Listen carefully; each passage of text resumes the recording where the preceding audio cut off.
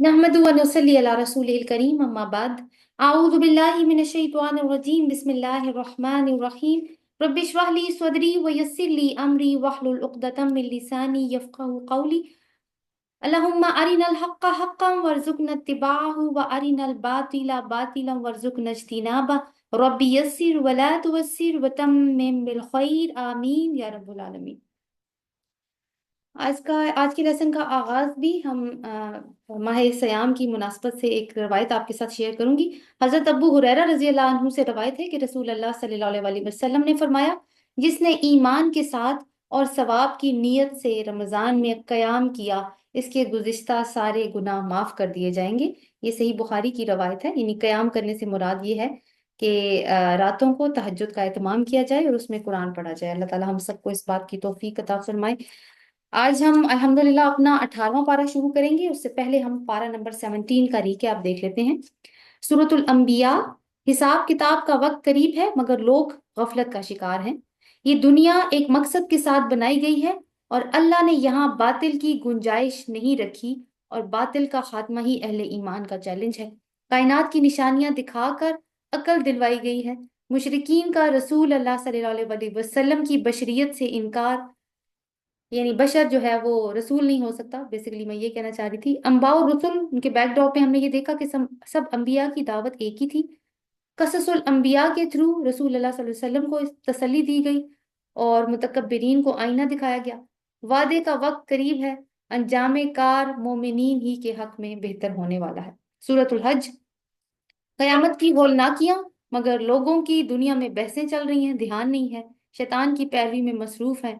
कायनात के मुशाहिदात से तौहीद और कयामत पर दलाइल, हजरत इब्राहीम अलैहिस्सलाम का काबा को तौहीद का मरकज बनाना, हज का ऐलान कर देना और हज के मनासिक कुर्बानी का मकसद, मुसलमानों को किताल की इजाजत दे दी गई। अम्बा और रसूल का मुतालिया हमने किया, रसूल अल्लाह सल्लल्लाहु अलैहि वसल्लम को तसल्ली दी गई और अहले ईमान जिन्होंने कुर्बानियां दी उनके लिए खुशखबरी है। बीनिश आपका माइक ऑन हो गया है। फला किसके लिए है? उनके लिए जिन्होंने कुर्बानियां दी। उम्मत मुस्लिमा। आखिर में जो हमने आयत पढ़ी उसमें अल्लाह ताला ने हमें ये पैगाम दिया कि तुम्हें मिल्लत इब्राहिम की पैरवी करने के लिए चुन लिया गया है, इसलिए जिहाद करो और तौहीद दुनिया में कायम करो। रसूल कयामत वाले दिन तुम पर गवाह होंगे और तुम लोगों पर, और अल्लाह ही सबसे बेहतरीन साथी और मददगार है। स्टार्ट करते हैं अपना 18वां पारा। औज़ु बिल्लाहि मिनश शैतानिर रजीम बिस्मिल्लाहिर रहमानिर रहीम। हम लोग सूरतुल मोमिनून, सूरत नूर और फिर एक तीसरे ग्रुप, नेक्स्ट ग्रुप जो है हमारा चौथा ग्रुप, उसका आगाज हो जाएगा सूरह फुरकान से। औज़ु बिल्लाहि मिनश शैतानिर रजीम बिस्मिल्लाहिर रहमानिर रहीम। सूरतुल मोमिनून। क़द अफ़लहल मुमिनून अल्लज़ीना हुम फ़ी सलातिहिम ख़ाशिऊन वल्लज़ीना हुम अनिल लग़वी मुअरिदून वल्लज़ीना हुम लिज़्ज़काति फ़ाइलून वल्लज़ीना हुम लिफ़ुरूजिहिम हाफ़िज़ून इल्ला अला अज़वाजिहिम औ मा मलकत ऐमानुहुम फ़इन्नहुम गैरु मलूमीन फमन इब्तग़ा वराअ ज़ालिक फ़उलाइक हुमुल आदून वल्लज़ीन हुम लिअमानातिहिम वअहदिहिम राऊन वल्लज़ीन हुम अला स्वलवातिहिम युहाफ़िज़ून उलाइक हुमुल वारिसून अल्लज़ीन यरिसूनल फ़िरदौस हुम फ़ीहा ख़ालिदून। सदक़ल्लाहुल अज़ीम। सूरतुल मोमिनून की मैंने आपके सामने 11 आयत तिलावत की हैं। औज़ु बिल्लाहि मिनश शैतानिर रजीम। अल्लाह के नाम से जो बेइंतहा मेहरबान और रहम फरमाने वाला है। यकीनन फलाह पाई है ईमान वालों ने। फलाह का मतलब है आखिरत की कामयाबी। तो किसने फलाह पाई है? वो ईमान लाने वालों ने। वो ईमान वाले ऐसा क्या करते हैं कि अल्लाह ताला ने उनको फलाह की खुशखबरी सुना दी। जो अपनी नमाज में खुशू इख्तियार करते हैं, نماز کا ذکر ہے اور ساتھ میں خشوع کا. خشوع کا مطلب یہ ہے کہ جھکاؤ، عاجزی، دل میں بھی عاجزی ہو اور ظاہری طور پر بھی عاجزی نظر آئے، لیکن ظاہری طور سے زیادہ دل کے اندر عاجزی ہو، اندر باہر دونوں کا جھکاؤ ہو، احساس ہو اس بات کا کہ میں نماز میں کس ہستی کے سامنے کھڑی ہوں. لغو باتوں سے دور رہتے ہیں. لغو کا مطلب یہ نہیں ہوتا کہ وہ گناہ کے کام ہوں، ضروری نہیں ہے. عام طور پر یہ بے فائدہ اور لا یعنی کام ہوتے ہیں جس میں وقت ضائع ہوتا ہے.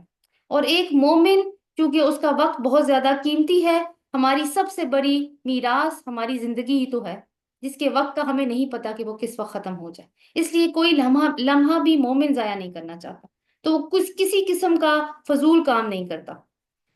وہ لغو باتوں سے دور رہتے ہیں، زکوٰۃ کے طریقے پر عامل ہوتے ہیں، یعنی اللہ کی راہ میں خرچ کرتے ہیں، اپنی شرمگاہوں کی حفاظت کرتے ہیں سوائے اپنی بیویوں کے اور ان لوگوں کے جو ان کی ملک یمین میں ہوں، یعنی وہ جو جنگ کے ہاتھ میں حاصل ہونے والی لونڈیاں، کہ ان پر محفوظ نہ رکھنے میں وہ قابل ملامت نہیں ہے. البتہ اس کے علاوہ کچھ اور چاہیں وہی زیادتی کرنے والے ہیں، یعنی اس کے علاوہ اگر کوئی اور طریقہ اختیار کرنا چاہتے ہیں تو وہ پھر زیادتی ہوگی.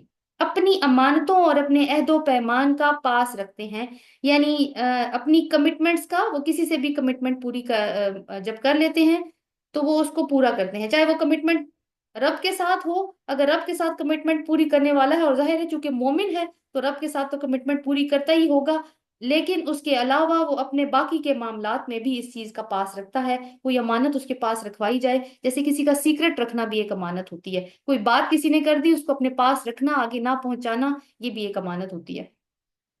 اور اپنی نمازوں کی حفاظت کرتے ہیں.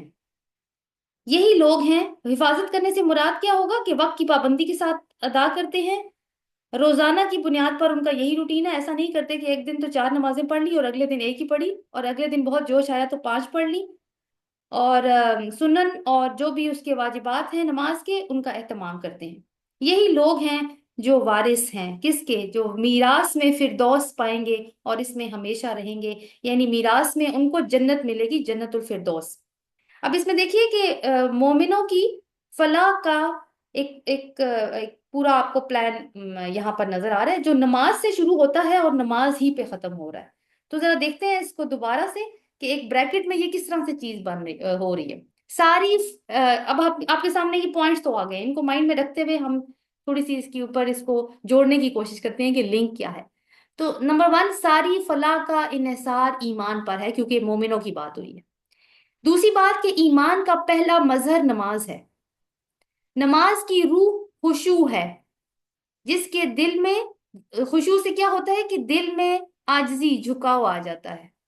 نماز چونکہ بندے کو رب سے جوڑتی ہے تو وہ ان کاموں سے کٹ جاتا ہے جو بے فائدہ ہوں یا جو وقت ضائع کرنے والے کام ہوں، یعنی لغو کام. ایمان کا دوسرا مظہر زکوٰۃ ہے، جو دل سے مال کی محبت نکالتی ہے. اب تک کا نتیجہ کیا نکلا کہ دل پر اللہ کی حکمرانی ہے اور مال پر بھی اللہ کی حکمرانی ہے. ایسا ہوگا تو ایسے لوگ خواہشات اور شہوات کی پیروی کرنے میں اندھے نہیں ہو جائیں گے کہ وہ اللہ کی حدود کو توڑنے لگ پڑیں. نماز اور زکوٰۃ چونکہ اللہ سے کمٹمنٹ ہے تو وہ دنیاوی کمٹمنٹس کو بھی نبھاتے ہیں. اور لاسٹ میں ہم نے پڑھا تھا کہ وہ نمازوں کی حفاظت کرتے ہیں، گویا پوری زندگی کو ایک محفوظ قلعے میں بند کر دیتے ہیں. یہ مومنون کی صفات ہیں اور اللہ تعالیٰ نے ان کے بارے میں کہہ دیا کہ یہ فلاح پانے والے ہیں.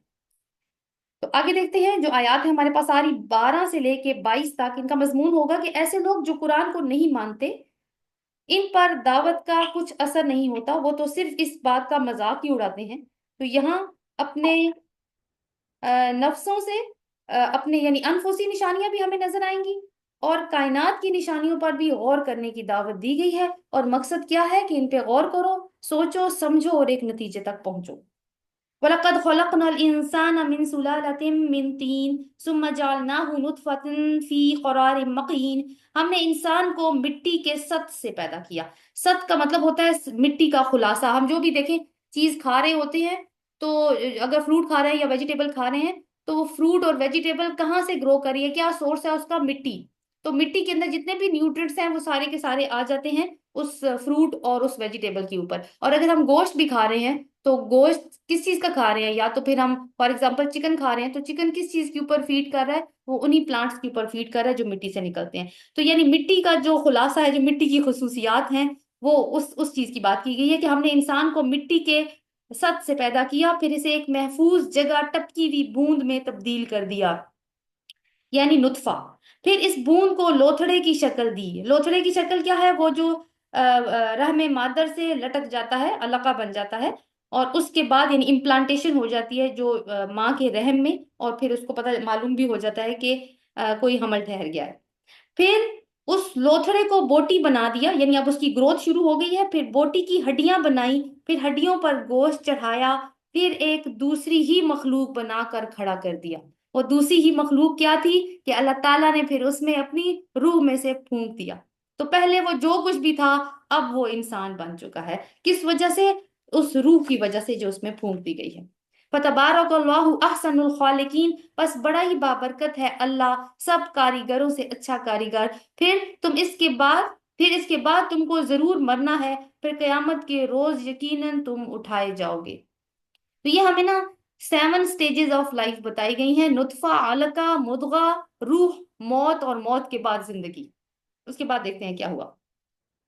ثم انکم بعد ذلک لمیتون. اوکے، وَلَقَدْ خَلَقْنَا فَوْقَكُمْ سَبْعَ طَرَائِقَ وَمَا كُنَّا عَنِ الْخَالِقِينَ غَافِلِينَ. اور تمہارے اوپر ہم نے 7 راستے بنائے ہیں، تخلیق کے کام سے ہم کچھ نابلد نہیں تھے.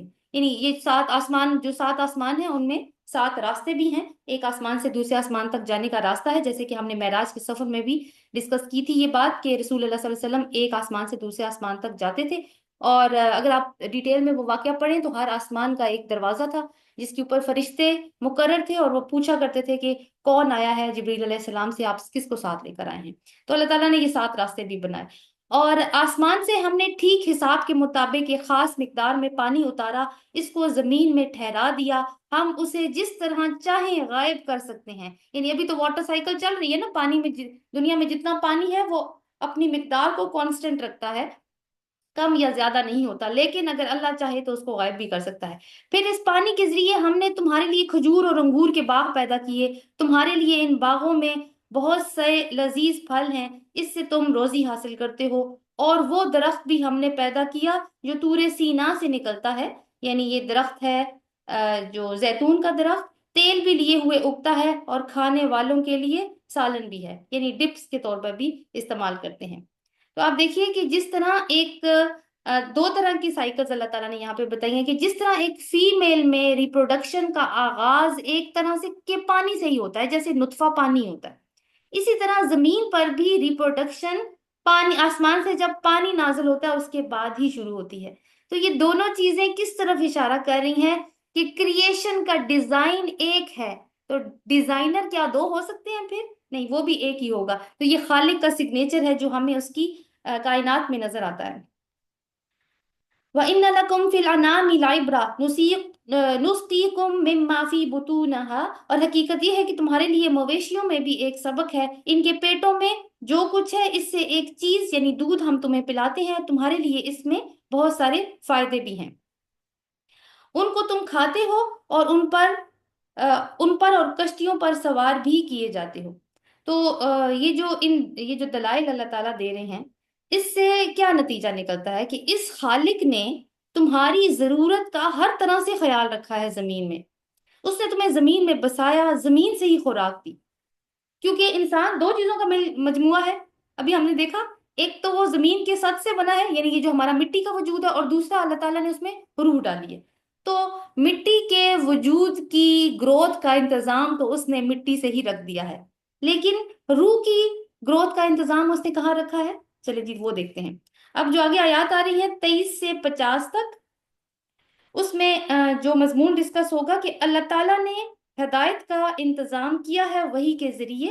اللہ تعالیٰ کی سنت ہے کہ وہ انبیاء کو بھیجتے ہیں، لیکن لوگ انبیاء کو جھٹلاتے ہیں، اور جھٹلانے والوں کا کیا انجام ہوتا ہے؟ لیکن اس انجام سے پہلے اللہ تعالیٰ ان اقوام کو ڈھیل دیتے ہیں، اور جو لوگ مان جاتے ہیں، جو مومن بن جاتے ہیں، امتحان تو ان کا بھی ہوتا ہے لیکن کامیابی پھر انہی کے لیے. وَلَقَدْ أَرْسَلْنَا نُوحًا إِلَىٰ قَوْمِهِ فَقَالَ يَا قَوْمِ اعْبُدُوا اللَّهَ مَا لَكُم مِّنْ إِلَٰهٍ غَيْرُهُ، اور ہم نے نوح کو اس کی قوم کی طرف بھیجا، اس نے کہا اے میری قوم کے لوگوں، اللہ کی بندگی کرو، اس کے سوا تمہارے لیے کوئی معبود نہیں ہے، کیا تم ڈرتے نہیں ہو؟ اس کی قوم کے جن سرداروں نے ماننے سے انکار کر دیا وہ کہنے لگے یہ شخص کچھ نہیں ہے مگر ایک انسان تم ہی جیسا، اس کی غرض یہ ہے کہ تم پر برتری حاصل کریں، اللہ کو اگر بھیجنا ہوتا تو فرشتے کو بھیجتا۔ اور یہ اعتراض آپ دیکھیں ہر دور میں رہا ہے، صرف رسول صلی اللہ علیہ وسلم کے ساتھ یہ اعتراض نہیں ہے، وہ ہم نے پڑھا تھا پچھلی صورتوں میں۔ ہر دور میں جنہوں نے نہیں ماننا انہوں نے اسی طرح کے اعتراض کیے ہیں کہ اللہ نے رسول بھیجا ہے ہماری ہدایت کے لیے تو وہ انسان ہی کیوں بنا کے بھیجا ہے۔ تو اصل میں یہ کہنے ہیں کہ یہ شخص اپنی کوئی پوزیشن چاہتا ہے معاشرے میں، اس طرح اس لیے یہ باتیں کر رہا ہے کہ میں اللہ کا رسول ہوں۔ یہ بات تو ہم نے کبھی اپنے باپ دادا کے وقتوں میں سنی ہی نہیں کہ کبھی انسان بھی رسول بن کر آئے ہیں۔ اور دیکھیں یہ بات ان کی کس قدر جھوٹی ہے، کیونکہ اگر اہل مکہ کی بھی بات کریں تو وہ حضرت ابراہیم علیہ السلام کو جانتے تھے کہ وہ رسول ہیں، اس کے علاوہ ان کے پاس عاد اور سمود کی جو بستیاں ہیں ان کی کہانیاں موجود تھیں، ان کو پتا تھا کہ یہ کیوں تباہ ہوئے ہیں۔ کچھ نہیں، بس ایک آدمی کو ذرا جنون لاحق ہو گیا ہے، کچھ مدت اور دیکھ لو شاید افاقہ ہو جائے، یعنی اس طرح کی باتیں کرتے ہیں۔ نوح نے کہا قال رب انصرنی بما کذبون، نوح نے کہا پروردگار ان لوگوں نے جو میری تکذیب کی ہے اس پر اب تو ہی میری نصرت فرما، ہم نے اس پر وحی کی کہ ہماری نگرانی میں اور ہماری وحی کے مطابق کشتی تیار کر، یعنی اللہ تعالیٰ نے کشتی یا جو بحری جہاز بنایا تھا نوح علیہ السلام نے، اللہ تعالیٰ نے اس کا ڈیزائن، اس کی ساری انسٹرکشن، وہ کس مٹیریل سے بنے گی، سب کچھ حضرت نوح علیہ السلام کو سکھایا تھا۔ پھر جب ہمارا حکم آ جائے اور وہ تنور ابل پڑے تو ہر قسم کے جانوروں میں سے ایک ایک جوڑا لے کر اس میں سوار ہو جا اور اپنے اہل و عیال کو بھی ساتھ لے لے، سوائے ان کے جن کے خلاف پہلے فیصلہ ہو چکا ہے، اور ظالموں کے بارے میں مجھ سے کچھ نہ کہنا۔ کن کے بارے میں فیصلہ ہو چکا تھا کہ صرف ایمان لانے والے ہی کشتی میں بیٹھیں گے، چاہے آپ کے فیملی ممبرز میں کوئی ایسا ہو جو ایمان نہیں لایا وہ اس کشتی میں نہیں بیٹھ سکے گا۔ اب یہ غرق ہونے والے ہیں، پھر جب تو اپنے ساتھیوں سمیت کشتی پر سوار ہو جائے تو کیا ہے فقول الحمد للہ الذی نجانا من القوم الظالمین وقل ربی انزلنی منزلا مبارکا وانت خیر المنزلین۔ اس کو انڈرلائن کیجئے 29، یہ بہت ہی خوبصورت دعا ہے، منزل پر اترتے وقت یہ دعا مانگی جاتی ہے۔ اور اس نے کہا شکر ہے اور حمد ہے اس خدا کی جس نے ہمیں ظالم لوگوں سے نجات دی، اور یہ کہہ کہ پروردگار مجھ کو برکت والی جگہ پر اتار اور تو بہترین جگہ دینے والا ہے۔ اور اللہ تعالیٰ نے نوح علیہ السلام کو پھر بہترین جگہ دی، یعنی سمندر اور جو پانی اکٹھا ہو گیا تھا سیلاب کا وہ سارا ختم ہو گیا، اور اس کے بعد زمین خشک ہو گئی، اور پھر زمین کے وارث نوح علیہ السلام اور ان کے ساتھ جو لوگ آئے تھے وہی بنے۔ تو یہاں پہ کچھ پوائنٹس ہیں دعوت کے کہ دعوت کا آغاز کیسے کیا ہے حضرت نوح علیہ السلام نے، اور لوگوں کے اعتراضات کیا کیا شروع ہو گئے ہیں، اور اس کے بعد رسول نے پھر دعا مانگی اور قوم کا کیا انجام ہوا ہے۔ پڑھنے کو تو ہم جلدی تھی پڑھنے، لیکن پہلے ہم ڈیٹیل میں بھی پڑھ چکے ہیں، بٹ ظاہر ہے کہ 950 سال لگے ہیں ساری چیز کو، اور 950 سال کی ساری تفسیر تو اس قرآن میں آ بھی نہیں سکتی تھی۔ اس قصے میں بڑی نشانیاں ہیں اور آزمائش تو ہم کر کے ہی رہتے ہیں۔ کیا نشانیاں ہیں؟ کہ اللہ مخلوق کو پیدا کر کے بھول نہیں گیا، بلکہ انسانوں کو ہدایت کی خاطر، ان کی ہدایت کی خاطر اللہ تعالیٰ نے رسول بھیجے۔ رسولوں کو جھٹلانے والوں کو اللہ تعالیٰ نے پہلے ڈھیل دی لیکن پھر اس کے بعد پکڑ لیا، اور یہ کہ حق و باطل کی کشمکش میں فتح مومنوں کے حصے میں آتی ہے لیکن ایک دم نہیں، اس سے پہلے ان کو بہت زیادہ جدوجہد کرنی پڑتی ہے۔ ثم انشأنا من بعدهم قرنا آخرین فارسلنا فیہم رسولا منہم ان اعبدوا اللہ ما لکم من الہ غیرہ افلا تتقون۔ ان کے بعد ہم نے ایک دوسری قوم اٹھائی، یعنی دوسرے دور میں قوم اٹھائی، اور نوح علیہ السلام کے بعد جو ہیں وہ عاد آئے تھے لیکن ان کا نام نہیں دیا یہاں پہ۔ پھر ان میں خود انہی کی قوم کا ایک رسول بھیجا، ہود علیہ السلام۔ اس نے کیا دعوت دی؟ اللہ کی بندگی کرو، تمہارے لیے اس کے سوا کوئی معبود نہیں، کیا تم ڈرتے نہیں ہو؟ آپ دیکھیں دعوت کے پوائنٹ بالکل سیم چل رہے ہیں، لیکن آئے دوسرے دور میں ہیں یہ والے رسول۔ کیا تم ڈرتے نہیں ہو اس کی قوم کے جن سرداروں نے ماننے سے انکار کر دیا اور آخرت کی پیشی کو جھٹلایا، اور جن کو ہم نے دنیا کی زندگی میں آسودہ کر رکھا تھا، وہ کہنے لگے یہ شخص کچھ نہیں ہے مگر بشر تم ہی جیسا، جو کچھ تم کھاتے ہو وہی یہ کھاتا ہے، جو کچھ تم پیتے ہو وہی یہ پیتا ہے، اب اگر تم نے اپنے ہی جیسے ایک بشر کی اطاعت قبول کر لی تو تم بڑے ہی گھاٹے میں رہے۔ حالانکہ یہ کوئی لاجک نہیں ہے کہ ہم کسی بشر کی اطاعت قبول نہیں کر سکتے، دنیا میں ہم بہت سارے انسانوں کی اطاعت قبول کرتے ہیں، ان کے مشوروں پہ چلتے ہیں، جیسے کہ ڈاکٹر ہیں، جیسے کہ آرکیٹیکٹس ہیں، جیسے کہ کاؤنسلرز ہیں، وہ ہمیں جو بھی مشورہ دیتے ہیں ہم اس کے اوپر عمل کرتے ہیں۔ یہ تمہیں اطلاع دیتا ہے کہ جب تم مر کر مٹی ہو جاؤ گے اور ہڈیوں کا پنجر بن جاؤ گے، اس وقت تم قبروں سے نکالے جاؤ گے۔ ہی ہاتھ لما توعدون ان ہی الا حیاتنا الدنیا نموت ونحیا وما نحن مبعوثین۔ بعید، بالکل بعید، یعنی یہ بہت ہی دور کی بات ہے کہ ہم ایسا ہو جائے کہ ہم مرنے کے بعد قبروں سے نکالے۔ یہ وعدہ جو تم سے کیا جا رہا ہے، یعنی یہ اس کے بارے میں کامنٹ کر رہے ہیں یہ لوگ کہ یہ بہت ہی دور کی بات ہے، ایسا تو ممکن ہی نہیں ہے، رسول جو تم سے کہہ رہا ہے ایسا نہیں ہو سکتا۔ زندگی کچھ نہیں ہے مگر بس یہی دنیا کی زندگی، یہی ہم کو مرنا اور جینا ہے، اور ہم ہرگز اٹھائے نہیں جانے والے۔ تو یہ لوگ کون ہیں جو نہ تو اللہ تعالیٰ کے اوپر ایمان لاتے ہیں اور نہ ہی یوم آخر پہ ایمان لاتے ہیں؟ ان کے خیال میں ان کا نظریہ کیا ہے کہ بس زندگی ایک ہی دفعہ ملتی ہے، اس کو انجوائے کرو جس طرح چاہو۔ تو یعنی ایتھیسٹ کہا جاتا ہے ان کو، ان لوگوں کو ملحد کہا جاتا ہے۔ تو جب ان کا اس طرح کا نظریہ ہوتا ہے تو ان کی پوری لائف پھر کس پرسوٹ میں جاتی ہے کہ بس پلیئر سیکنگ بیہیویئر ہوتا ہے ان کا، کہ جہاں سے لطف اندوزی حاصل ہو سکے بس وہیں اسی طرف چلے جاؤ، کیونکہ آخرت کا تو کوئی ڈر ہے نہیں ہے اور اللہ پہ ایمان نہیں ہے، اس لیے کسی ہدایت کو تو فالو نہیں کرتے۔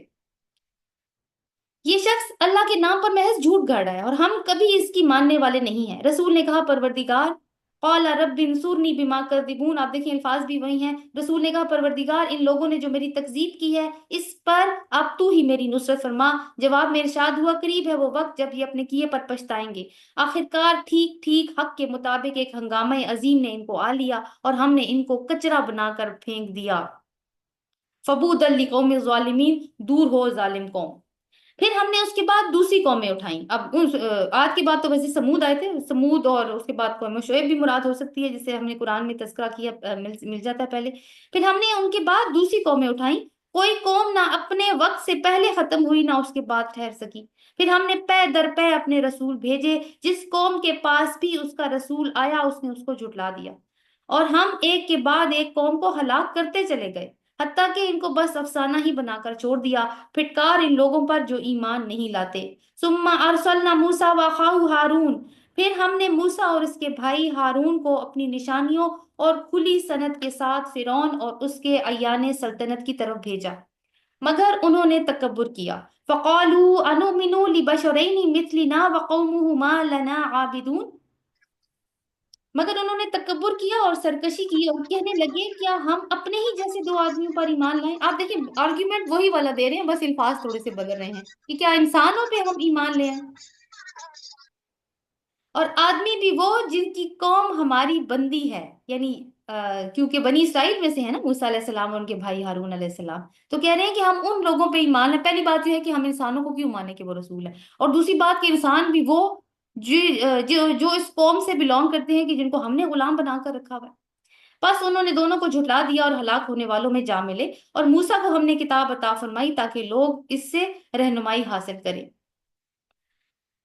وجعلنا ابن مریم وامہ آیہ، اور ابن مریم اور اس کی ماں کو ہم نے ایک نشانی بنایا اور ان کو ایک سطح مرتفع پر رکھا جو اطمینان کی جگہ تھی اور اس میں چشمے جاری تھے۔ یعنی یہاں تک اشارہ کر کے اللہ تعالیٰ نے بات چھوڑ دی ہے، کیونکہ اگلی کہانی تو وہی سیم ہے، بنی اسرائیل نے حضرت عیسیٰ علیہ السلام کو بھی جھٹلایا تھا۔ تو ابھی تک ہم کیا نتیجہ اخذ کر سکتے ہیں؟ جتنی بھی دعوتیں ہم نے پڑھی ہیں، کیا کنکلوژن ہم نکال سکتے ہیں کہ ہر قوم میں اللہ تعالیٰ نے اپنے رسول بھیجے ہیں، ہدایت کا انتظام کیا ہے، لیکن قوم کے اشرافیہ نے، قوم کے سرداروں نے انکار ہی کیا اور انبیاء پر اعتراضات کیے کہ یہ تو انسان ہے، ہماری طرح کھاتا پیتا ہے، تو ہم اس کی اطاعت کیوں کریں؟ رسول کو جب جھٹلایا گیا تو پھر اللہ کے عذاب کے بھی وہ مستحق ہو گئے۔ اے پیغمبرو، یا ایھا الرسل کلوا من طیبات واعملوا صالحا انی بما تعملون علیم۔ اب اللہ تعالیٰ سارے رسولوں سے خطاب کریں، اے پیغمبرو کھاؤ پاک چیزیں اور عمل کرو نیک، تم جو بھی کرتے ہو میں اس کو خوب جانتا ہوں، اور یہ تمہاری امت ایک ہی امت ہے اور میں تمہارا رب ہوں، پس تم مجھی سے ڈرو۔ یعنی سارے رسولوں کو اللہ تعالیٰ کہہ رہے ہیں کہ تم ایک ہی گروہ کے لوگ ہو، یعنی تمہارا ایک ہی کام ہے، اور وہ کیا کام ہے کہ جو میں نے تمہیں سلیکٹ کر دیا اپنے کام کے لیے، تم نے وہ کام کون سا ہے کہ اللہ تعالیٰ کے پیغامات کو لوگوں تک پہنچا دینا، اور تم جو بھی کرتے ہو میں ان کو خوب جانتا ہوں، تو تم نے کیا کرنا ہے کہ پاکیزہ چیزیں کھانی ہے اور نیک عمل کرنے ہیں۔ تو انہوں نے اسی چیز کے اوپر عمل کیا سارے رسولوں نے، اور اپنی اپنی قوم کو بھی اسی چیز کی دعوت دی، لیکن لوگوں نے کیا کیا؟ فقط فتقطعوا امرهم بینہم زبرا، مگر بعد میں لوگوں نے اپنے دین کو آپس میں ٹکڑے ٹکڑے کر دیا، ہر گروہ کے پاس جو کچھ ہے اسی میں وہ مگن ہے۔ اچھا، تو چھوڑو انہیں، ڈوبے رہے اپنی غفلت میں ایک خاص وقت تک۔ یعنی کہ انہوں نے کتاب کو، جو بھی ہدایت آئی تھی اس کو پوری طرح سے نہیں پکڑا۔ کتاب آئی ہے، ہدایت آئی ہے، لیکن انہوں نے کیا کیا، آپس میں اس کے حصے بکھرے کر دیے اور مختلف فرقوں میں بٹ گئے۔ کیا یہ سمجھتے ہیں کہ ہم جو انہیں مال اور اولاد سے مدد دیے جا رہے ہیں تو گویا انہیں بھلائیاں دینے میں سرگرم ہے؟ نہیں، اصل معاملے کا انہیں شعور نہیں ہے۔ کس بات کا شعور؟ کہ دنیاوی مال آخرت کی بھلائیوں کی گارنٹی نہیں ہوتی، اور بغاوت، اللہ سے بغاوت کے باوجود اگر اللہ تعالیٰ مال میں بڑھاتا ہی چلا جا رہا ہے تو اس کا مطلب ہے کہ وہ ڈھیل دے رہا ہے۔ حقیقت میں تو جو لوگ اپنے رب کے خوف سے ڈرنے والے ہوتے ہیں، جو اپنے رب کی آیات پر ایمان لاتے ہیں، جو اپنے رب کے ساتھ کسی کو شریک نہیں کرتے، اور جن کا حال یہ ہے کہ دیتے ہیں، جو کچھ بھی دیتے ہیں دل ان کے اس خیال سے کامتے رہتے ہیں کہ ہمیں اپنے رب کی طرف پلٹنا ہے، وہی بھلائیوں کی طرف دوڑنے والے اور سبقت کر کے انہیں پا لینے والے ہیں۔ تو اصل میں یہ کامیاب لوگ ہیں جو اللہ تعالیٰ یہاں پہ بتا رہے ہیں کہ جنہوں نے یہ والے کام کیے۔ اور ہمیں پھر اس کا مطلب ہے کہ کس طرح کے کام کرنے چاہیے اگر ہم اچھے کام بھی کریں، کیونکہ یہ ان لوگوں کے بارے میں بتایا کہ یہ نیکیاں کر کے بھی ڈرتے رہتے ہیں کہ پتہ نہیں اللہ تعالیٰ قبول کرے گا یا نہیں کرے گا، پتہ نہیں ہم نے اس پائے کا کام کیا ہے کہ اللہ کے حضور وہ قبولیت کا شرف حاصل کر سکے۔ تو ہمارے لیے بھی یہی سبق ہے کہ ہمیں کس کوالٹی کے کام کرنے ہیں کہ جو بادشاہوں کے بادشاہ کے شایان شان ہوں اور وہ اس کو قبول کر لے۔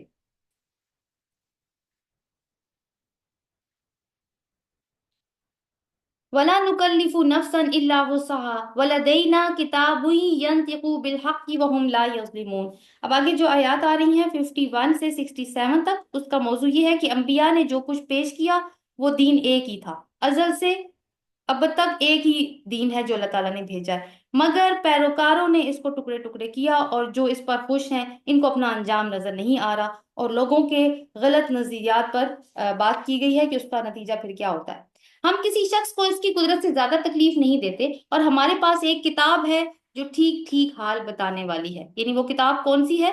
وہ اعمال نامہ ہے جو ٹھیک ٹھیک حال بتائے گا۔ تو مومن اللہ کی راہ میں چھوٹی یا بڑی کیسی بھی کوشش کرے، اللہ تعالیٰ اس کو جانتا ہے، وہ نوٹ ہو رہی ہوتی ہے، اور لوگوں پر ظلم بہرحال نہیں کیا جائے گا، مگر یہ لوگ اس معاملے سے بے خبر ہیں۔ کس معاملے سے؟ کہ ہمارے اعمال نامے میں ہر چیز نوٹ ہو رہی ہے، اور ان کے اعمال بھی اسی طریقے سے مختلف ہیں جیسے کہ اوپر ذکر کیا گیا کہ ہر کوئی الگ کام کر رہا ہے، یہاں تک کہ جب ہم ان کے عیاشوں کو عذاب میں پکڑ لیں گے تو پھر وہ چلانا شروع کر دیں گے، اب بند کرو اپنی فریاد و فغاں، ہماری طرف سے اب کوئی مدد تمہیں نہیں ملنی۔ میری آیات سنائی جاتی تھی تو تم الٹے پاؤں بھاگ نکلتے تھے، اپنے گھمنڈ میں اس کو خاطر میں ہی نہ لاتے تھے، اور اپنی چوپالوں میں اس پر باتیں چھانٹا کرتے تھے۔ یعنی جب محفلیں ہوتی تھی ان کی اور اس میں اکٹھے بیٹھتے تھے تو یہ مذاق اڑایا کرتے تھے کہ دیکھو رسول نے یہ بات کر دی، آج رسول نے یہ بڑی بات کر دی۔ تو کیا ان لوگوں نے کبھی اس کلام پر غور نہیں کیا؟ یعنی اب آگے جو آیات آ رہی ہیں 67 سے 92 تک، کہ اس کا موضوع یہ ہے کہ حق کے مطالبے، کفار کا جو رویہ ہے اس کے اوپر تنقید کی جائے گی، اور رسول صلی اللہ علیہ وسلم کو تسلی کہ آپ اور اہل ایمان صراط مستقیم پر ہیں۔ تو کیا ان لوگوں نے کبھی اس کلام پر غور نہیں کیا؟ یا وہ کوئی ایسی بات لایا ہے جو کبھی ان کے اسلاف کے پاس نہیں آئی؟ اسلاف سے مراد کیا ہے؟ حضرت ابراہیم علیہ السلام اور حضرت اسماعیل علیہ السلام، اور ان کو اچھے طریقے سے جانتے ہیں۔ یا یہ اپنے رسول سے کبھی کے واقف نہیں تھے؟ یعنی کیا انہوں نے حضرت محمد صلی اللہ علیہ وسلم کو کبھی جانا نہیں تھا؟ آج سے پہلے 40 سال تک تو وہ ان کے درمیان میں رہے، ان کے سامنے ان کی زندگی گزری، کہ ان کو پتا تھا وہ کس طرح کے انسان ہیں کہ اس سے بدکتے ہیں؟ یا یہ کہ اس بات کے قائل ہیں کہ وہ مجنون ہے؟ نہیں، بلکہ وہ حق لایا ہے اور حق ہی ان کی اکثریت کو ناگوار ہے۔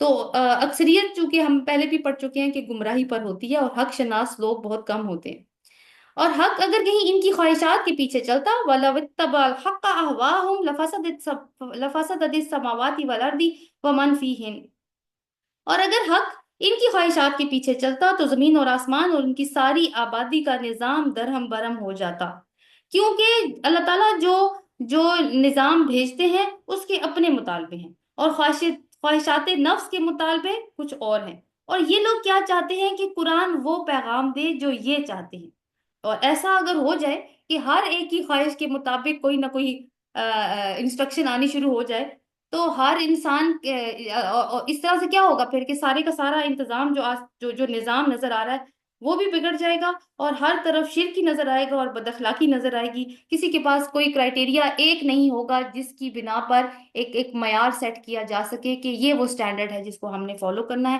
اگر ہر ایک کی خواہشات پوری کر دی جائیں اور اسی کے مطابق اللہ تعالیٰ ہدایات بھیجے۔ نہیں، بلکہ ہم ان کا اپنا ہی ذکر ان کے پاس لائے ہیں اور وہ اپنے ہی ذکر سے منہ موڑ رہے ہیں۔ یعنی قرآن جو ہے وہ انسانوں کے لیے ایک واضح رہنمائی ہے، یہ وہ آئینہ ہے جس میں ان کو اپنی شکل نظر آ رہی ہے، اور اپنی شکل اگر آئینے میں نظر آئے تو عقل مند لوگ تو اس کو درست کر لیتے ہیں اگر اس میں کوئی خرابی ہے تو۔ ام تسلهم خرجن فخراج ربک خیر وهو خیر الرازقین، کیا تو ان سے کچھ مانگ رہا ہے؟ تیرے لیے اور تیرے رب کا دیا ہی بہت ہے اور وہی بہترین رازق ہے۔ تو ان کو سیدھے راستے کی طرف بلا رہا ہے، مگر جو لوگ آخرت کو نہیں مانتے وہ راہ راست سے ہٹ کر چلنا چاہتے ہیں۔ یعنی اللہ تعالیٰ کہنے کہ کیا آپ قرآن سنانے کی ان سے کوئی اجرت مانگتے ہیں؟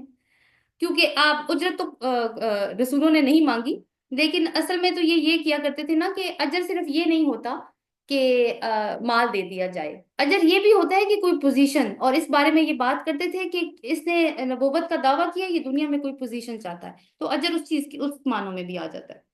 اگر ہم ان پر رحم کریں اور وہ تکلیف جس میں آج یہ مبتلا ہیں دور کر دیں تو یہ اپنی سرکشی میں بالکل ہی بہک جائیں گے۔ اور اس جو تکلیف کی بات ہوئی ہے اس سے مراد وہ قحط ہے جو رسول اللہ صلی اللہ علیہ وسلم کی بعثت کے بعد چند سال جاری رہا۔ کائنڈلی مائکس دیکھ لیجیے۔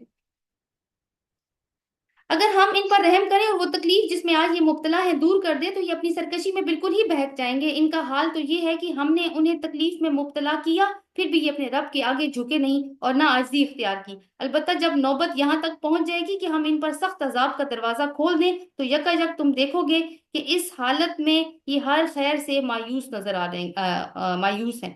یعنی اللہ تعالیٰ نے موقع دیا ہے ابھی، اور دیکھیں اللہ تعالیٰ ایسے بھی موقع دیتا ہے جو ہم اللہ تعالیٰ کی سنت پڑھ چکے ہیں کہ وہ کسی قوم میں جب رسول بھیجتا ہے تو اس کو برے حالات میں ڈال کر آزمائش کرتا ہے تاکہ قوم کے دل میں ان کے دل نرم ہوں اور وہ ہدایت کی طرف ان کی توجہ آئے، وہ سنے کہ رسول کیا کہہ رہا ہے۔ اور یہ بات ان کو اس بات کا اندیشہ ہو کہ کہیں ایسا نہ ہو کہ ہم نے رسول کی بات نہ سنی تو یہ عذاب مزید شدت اختیار کر جائے۔ لیکن ان لوگوں نے عاجزی اختیار نہیں کی، جیسے اہل مکہ کی بات ہوئی کہ ان کے اوپر قحط بھی مسلط کیا گیا۔ لیکن اللہ تعالیٰ نے کہا ہے کہ جب عذاب کے دروازے کھل جائیں گے، جو فائنلی عذاب آنا ہے جس کی دھمکیاں دی جا رہی ہیں، اس وقت پھر کوئی خیر نہیں ہوگی۔ وہ اللہ ہی تو ہے جس نے تمہیں سننے اور دیکھنے کی قوتیں دی اور سوچنے کو دل دیے، مگر تم کم ہی شکر گزار ہوتے ہو۔ تو یہ ساری چیزیں کیوں دی ہیں کہ نشانیوں کے اوپر غور کرو، جو نشانیاں تمہیں بتائی جاتی ہیں جو کہ کس بات کے فیور میں جاتی ہیں کہ اللہ کا کوئی شریک نہیں ہے، وہی ہے جس نے تمہیں زمین میں پھیلایا اور اسی کی طرف تم سمیٹے جاؤ گے۔ وہی زندگی بخشتا ہے، وَهُوَ الَّذِي يُحْيِي وَيُمِيتُ وَلَهُ اخْتِلَافُ اللَّيْلِ وَالنَّهَارِ أَفَلَا تَعْقِلُونَ، وہی ہے جو زندگی بخشتا ہے، وہی موت دیتا ہے، گردش لیل و نہار اسی کے قبضہ قدرت میں ہے۔ کیا تمہاری سمجھ میں یہ بات نہیں آتی؟ مگر یہ لوگ وہی کچھ کہتے ہیں جو ان کے پہلے آنے والے کہہ چکے ہیں۔ کیا کہہ چکے ہیں ان کے پہلے آنے والے؟ کہ کیا جب ہم مر کر مٹی ہو جائیں گے اور ہڈیوں کا پنجر بن کر رہ جائیں گے تو ہم کو پھر سے زندہ کر کے اٹھایا جائے گا؟ ہم نے بھی یہ بہت وعدے سنے ہیں اور ہم سے پہلے ہمارے باپ دادا بھی سنتے رہے ہیں، یہ محض افسانے، پرانے افسانے ہیں۔ یعنی نشانیوں پہ غور بھی نہیں کیا، اپنی عقل بھی استعمال نہیں کی، اور کس روش پہ چلتے جا رہے ہیں؟ اسی روش پہ جس پر ان کے پہلے لوگ چل پڑے ہیں۔ یعنی پہلوں نے بھی اپنی عقل کا استعمال نہیں کیا کیونکہ وہ ان سے پہلے والی جو دور کے لوگ تھے ان کو فالو کرتے جا رہے تھے، انہوں نے بھی نہیں کیا اور آگے والے بھی نہیں کر رہے۔ قل لمن الارض ومن فیہا ان کنتم تعلمون، ان سے کہو بتاؤ اگر تم جانتے ہو کہ اب یہاں پہ نا مشرکین کے کچھ عقائد میں اور اس میں تضاد بھی نظر آ رہا ہے ان کے کچھ عقائد میں۔ ان سے کہو بتاؤ اگر تم جانتے ہو کہ یہ زمین اور اس میں جو کچھ ہے کس کی ہے؟ یہ ضرور کہیں گے اللہ کی۔ کہو پھر تم ہوش میں کیوں نہیں آتے؟ قل ما رب السماوات السبع ورب العرش العظیم، ان سے پوچھو ساتوں آسمان اور عرش عظیم کا مالک کون ہے؟ یہ ضرور کہیں گے اللہ۔ کہو پھر تم ڈرتے کیوں نہیں؟ ان سے کہو بتاؤ اگر تم جانتے ہو کہ ہر چیز پر اقتدار کس کا ہے، وہ کون ہے جو پناہ دیتا ہے اور اس کے مقابلے میں کوئی پناہ نہیں دے سکتا؟ یہ ضرور کہیں گے یہ بات تو اللہ ہی کے لیے ہے۔ کہو پھر تم کہاں سے دھوکہ کھا رہے ہو؟ جو امر حق ہے وہ ہم ان کے سامنے لے آئے ہیں اور کوئی شک نہیں کہ یہ لوگ جھوٹے ہیں۔ یعنی اس بات کا اعتراف کر رہے ہیں کہ قادر مطلق صرف اللہ ہے، फिर इनका शिरक करना और रसूल को झुटलाना, दरअसल ये इन्हीं का झूठ है जो उन्होंने घर रखा है। तो ये फिक्री तजाद है इनके अंदर कि अल्लाह को मानते हैं, मगर उसको मान लेने के नतीजे में जो इनके अंदर तब्दीली आनी चाहिए वो नहीं आती। तो ये फिक्री तजाद, यानी अल्लाह को तो मानना लेकिन अमल उन बातों पे ना करना जो उसने हदायत दी हैं, ये मुख्तलिफ अकवाम में मौजूद है। इवन उन अकवाम में भी मौजूद है जो आज ये दावा करते हैं कि वो मुसलमान हैं।